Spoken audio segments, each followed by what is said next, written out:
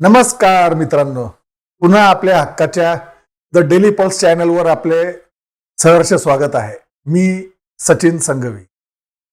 मित्रांनो, आज आपण ब्राह्मणी विचार व त्याला विरोध करणाऱ्या सुधारणावादी लोकांचे विचार या विषयावर बोलणार आहोत.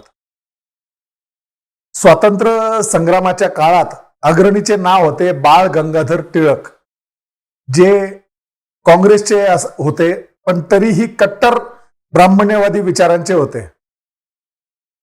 त्यावेळेस सुधारणावादी लोकांचे नेतृत्व करत होते महादेव गोविंद रानडे व महात्मा ज्योतिराव फुले, व त्यांच्या विचारांचे समर्थक होते गोपाळ कृष्ण गोखले, विष्णू मोरेश्वर भिडे, रा.गो. भांडारकर, गंगाराम भाऊ मस्के आणि इतर. आधी आपण बाळ गंगाधर टिळक यांचे बहुजन व शूद्र व अतिशूद्र यांच्याबद्दलचे विचार जाणून घेऊयात. टिळकांनी त्यावेळेस इंग्रजांद्वारे लागू करण्यात आलेल्या डेक्कन ॲग्रिकल्चरिस्ट रिलीफ ऍक्टवर टीका केली. या ऍक्टनुसार महाराष्ट्रातील स्थानिक सावकारांना गरीब शेतकऱ्यांची मालमत्ता जप्त करण्यापासून रोखलं जाऊ शकत होतं. टिळकांनी जाती व्यवस्थेचे समर्थन,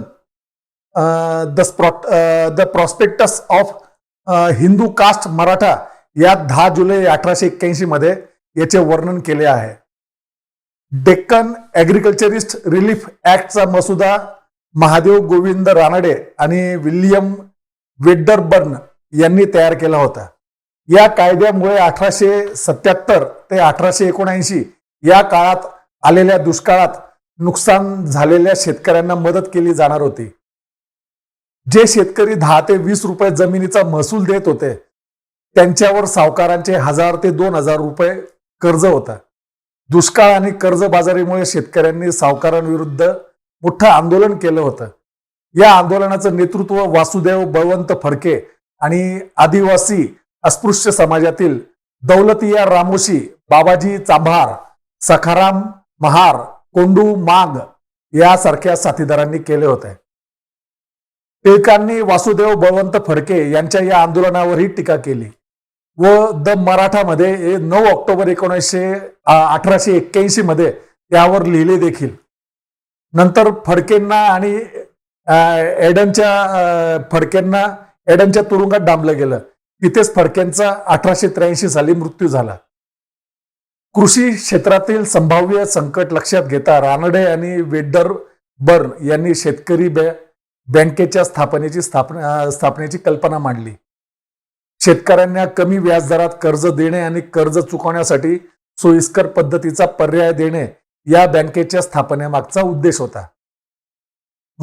मात्र टिळकांनी या बँकेला सातत्याने कडाडून विरोध केला आणि कर्ज देणाऱ्या सावकारांना शेतकऱ्यांचे देव असे संबोधले जावे असे त्यांनी सांगितले. कर्ज न भरणाऱ्या शेतकऱ्यांना तुरुंगवासाची शिक्षा देण्याचेही त्यांनी सुचवले. अखेर 1885 साली सरकारने अशा प्रकारची कोणतीही बँक स्थापन करण्यात येणार नाही असे घोषित केले. त्यावेळी टिळकांचा एक प्रकारे विजय झाला होता. 1897च्या दुष्काळावेळी गोपाळ कृष्ण गोखले आणि त्यांच्या डेक्कन सभेने सरकारशी यशस्वी वाटाघाटी केली. यातून त्यांनी मदत कार्याची वेतनवाढ करून घेतली. तसंच 48.2 लाखाच्या कर्जाची माफी आणि 64.2 लाखाच्या कर्ज रद्द करून घेतले इंग्रज सरकारांकडून. टिळकांनी डेक्कन सभेचा उल्लेख पागा व पांजरपोळ असा केला होता. रयतवारी पद्धतीतील जमिनी आणि सावकारांच्या मालकीच्या जमिनीसाठी स्वतंत्र कर सवलतीची मागणीही त्यांनी केली होती. याबद्दल द मराठामध्ये 25 फेब्रुवारी 1900 मध्ये त्यांनी लिहिलेही होते. टिळकांच्या शेतकरी विरोध हा जाती व्यवस्थेच्या समर्थनाशी संबंधित आहे आणि त्यांनी हा मुद्दा त्यांच्या शैक्षणिक अजेंड्यातून सुद्धा पुढे रेटला. टिळकांचा युक्तिवाद असा असे की कुणब्याच्या व शेतकऱ्यांच्या मुलासाठी शिकणं, वाचणं, लिहिणं किंवा इतिहास, भूगोल आणि गणित हे त्यांच्या रोजच्या जगण्यात काहीच उपयोगाचे नाहीत आणि त्यातून त्यांचे चांगलं होण्यापेक्षा नुकसानच जास्त होईल.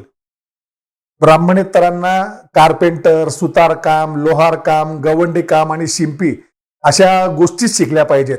या गोष्टींचा त्यांच्या आयुष्यात जास्त स्थान आहे असं टिळकांचे म्हणणे होते. टिळक हिलाच तर्कशुद्ध शिक्षण पद्धत म्हणत. ज्या गावात 200 लोकसंख्या आहे अशा प्रत्येक गावात सरकारने शाळा सुरू करण्याची मागणी पुन्हा सार्वजनिक सभेत केली होती. टिळकांनी या मागणीला सुद्धा विरोध केला आणि म्हणाले, कुणब्याच्या मुलांच्या शिक्षणावर खर्च करणं म्हणजे पैशांची उधळपट्टी आहे. रानड्यांच्या सर्वांसाठी शिक्षण या आग्रही मागणीलाही टिळकांनी विरोध केला.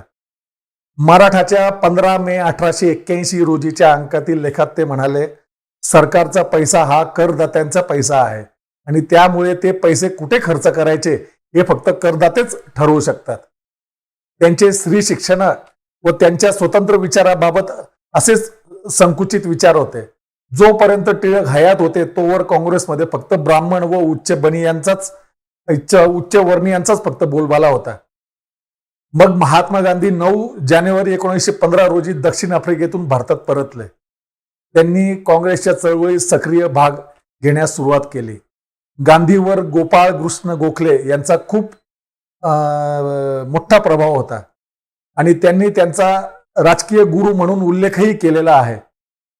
गोखले यांनीच गांधींना आधी भारत समजून घेण्यासाठी तृतीय श्रेणीच्या रेल्वेच्या डब्यात भारत दौरा करण्यास प्रोत्साहित केले. या प्रवासात मग गांधींनी राष्ट्राला अतिशय वेगळ्या दृष्टिकोनातून पाहिले. टिळक यांचे विचार हे पूर्णतः बहुजन विरोधी होते, तर गोखले हे बहुजन समर्थक होते. पण गोखलेंचेही 19 फेब्रुवारी 1915 रोजी निधन झाले व त्यानंतर महात्मा गांधींनी त्यांचे विचार पुढे नेलेत व काँग्रेसमध्ये संपूर्ण बहुजन समाजाला काँग्रेस चळवळीच्या मुख्य प्रवाहात आणले. मग महात्मा गांधी यांच्या प्रभावामुळे जवाहरलाल नेहरू, सरदार पटेल सारखे अनेक नेते काँग्रेसच्या चळवळीत सामील झालेत. त्यानंतर वेळोवेळी टिळक विरुद्ध गांधी मतभेद होऊ लागलेत. त्यानंतर 1 ऑगस्ट 1920 रोजी टिळकांचेही निधन झाले. मग टिळकांचे ब्राह्मण्यवादी विचारांचे समर्थक चेले चपाटे ही काँग्रेसपासून दूर झालेत व त्याच समर्थक चेले चपाटे लोकांनी नंतर 27 सप्टेंबर 1925 रोजी राष्ट्रीय स्वयंसेवक संघाची स्थापना केली व त्यांचा वन लाईन अजेंडा होता महात्मा गांधी यांचा बहुजन समर्थक भूमिकेचा विरोध करणे. RSS फक्त ब्राह्मण्यवादी मनुस्मृतीचे समर्थक होते, ज्यात पूर्णपणे वर्णभेदाचे समर्थन केले जात होते. भारताला स्वातंत्र्य मिळाल्यानंतर सुद्धा महात्मा गांधी व बाबासाहेब आंबेडकर यांचे अनेक मुद्द्यांवर मतभेद होते, पण महात्मा गांधी यांच्यावर हळूहळू आंबेडकरांच्या त्यांच्या विचारांचा प्रभाव वाढला होता. त्यामुळे बाबासाहेब आंबेडकर यांना स्वतंत्र भारताचे संविधान तयार करण्याची जबाबदारी देण्यात आली. पण त्यावेळेसही RSS च्या लोकांनी मनुस्मृती असताना नवीन संविधानाची काय गरज आहे असे सांगून संविधानाला विरोध केला व भारताच्या तिरंगा झेंड्याला पण विरोध केला. त्याच RSSने मग जनसंघ व नंतर भाजप या त्यांच्या राजकीय पक्षाद्वारे तेच RSSचे विचार पुढे नेत आपली राजकीय कारकीर्द चालू ठेवली आहे. मित्रांनो, एवढा सर्व इतिहास सांगण्यामागे उद्देश फक्त एवढा होता की RSS व काँग्रेसच्या विचारधारेबाबत पूर्वीपासून द्वंद्व होते, ते आजपर्यंत कायम आहे. पण आज तोच बहुजन वर्ग ज्यांच्याबद्दल RSSची भूमिका जी वर वर्णन केलेल्या सांगितलेल्या प्रमाणे होती, तरी आज बहुजन वर्ग RSSला समर्थन करत स्वतःच्या पायावर धोंडा मारून घेत आहे व आपल्या पुढच्या पिढीचे भविष्य अंधकारमय करत आहे. भाजप फक्त हिंदुत्ववाद किंवा मुस्लिम द्वेषाचा अजेंडा पुढे करून पुन्हा देशात ब्राह्मणी सत्ता स्थापन करून मनुस्मृती लागू करू पाहत आहेत.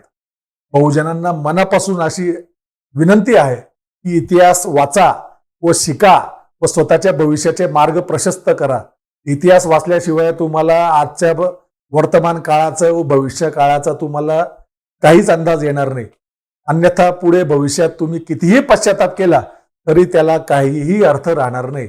पुन्हा जाताना नम्र विनंती, आपल्या द डेली पल्स चॅनलला सबस्क्राईब करा व शेअर करा, हीच विनंती. नमस्कार, मी सचिन संघवी.